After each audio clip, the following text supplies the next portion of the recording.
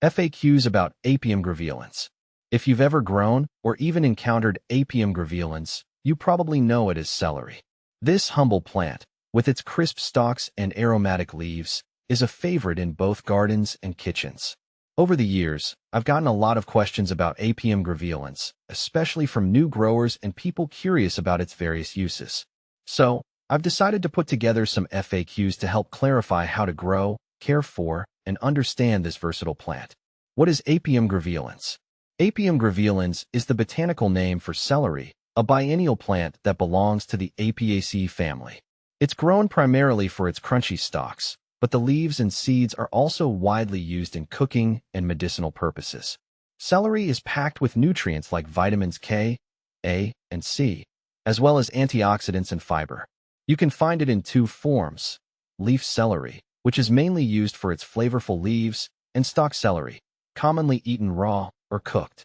How to grow Apium graveolens. If you're thinking of growing Apium graveolens in your garden, you'll need to consider a few things.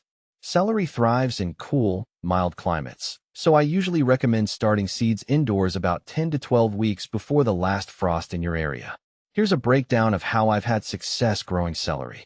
Start seeds indoors. Use a seed tray with moist, nutrient-rich soil. Keep the seeds under grow lights and make sure they stay warm. Transplant to the garden. Once the seedlings are about 4 to 6 inches tall and all danger of frost has passed, they're ready to go outside. I like to plant them in full sun, spaced about 10 inches apart. Maintain moisture. Celery is a thirsty plant, so regular watering is a must. Mulching helps retain moisture in the soil. Fertilize regularly. A well-balanced fertilizer high in nitrogen will encourage healthy stalk growth. Harvesting. After about 85 to 120 days, depending on the variety, you'll be able to harvest your celery. You can either cut the whole plant or pick individual stalks as needed. Does Apium graveolens interfere with levothyroxine? One of the most common concerns I've encountered relates to potential interactions between Apium graveolens and levothyroxine, a medication used to treat hypothyroidism. While celery itself is not known to have a significant impact on levothyroxine, it's always best to consult a doctor.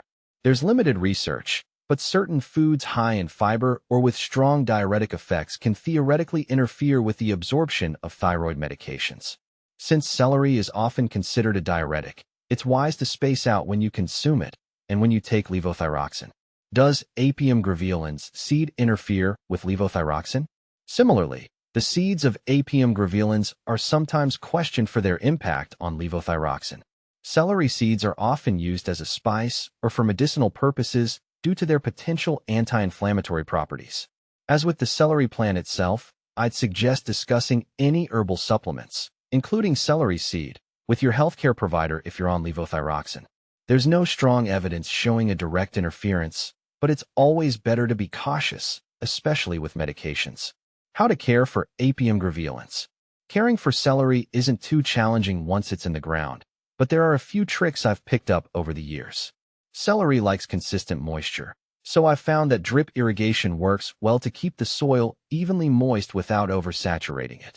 Mulching around the base also helps reduce water evaporation and keeps the soil cooler during hotter days.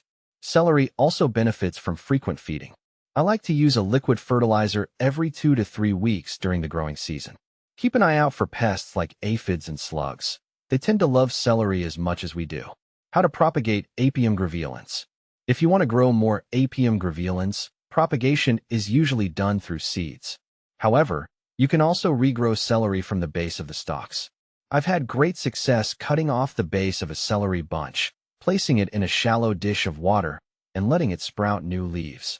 Once roots develop, you can plant it back into the garden. Can you grow Apium graveolens indoors? Yes, you can grow celery indoors, but it does require a bit of care.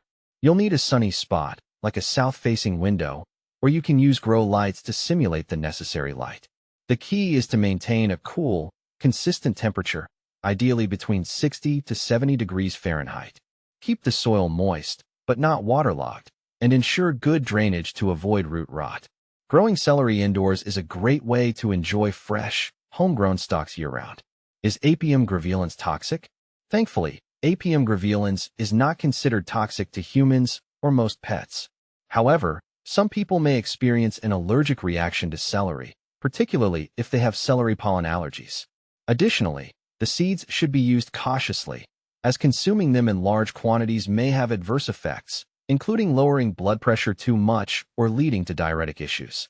Benefits of Apium graveolens. There's a lot to love about Apium graveolens. Nutritionally, it's packed with vitamins, minerals, and antioxidants that support overall health. Celery is also low in calories and high in fiber, making it great for weight management. Some studies suggest that celery has anti-inflammatory properties and may help lower blood pressure. The seeds are also used in traditional medicine for their potential diuretic and anti-inflammatory effects. Common problems with growing Apium graveolens. Celery is prone to a few issues, especially when grown in improper conditions.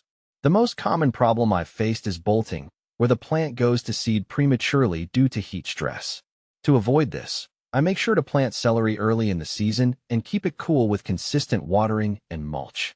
Celery can also suffer from nutrient deficiencies, especially if the soil isn't rich enough. Yellowing leaves might indicate a nitrogen shortage, which is easily fixed with a balanced fertilizer. Comparing Apium graveolens with other similar plants. Apium graveolens can often be confused with lovage, Levisticum officinale, which has a similar appearance but a much stronger flavor. Lovage is more commonly used as an herb, whereas celery is grown for its stalks. Both belong to the same family, but they serve different purposes in cooking and gardening. Growing and enjoying Apium graveolens is incredibly rewarding. Whether you're new to gardening or a seasoned pro, adding celery to your garden or indoor space is worth it.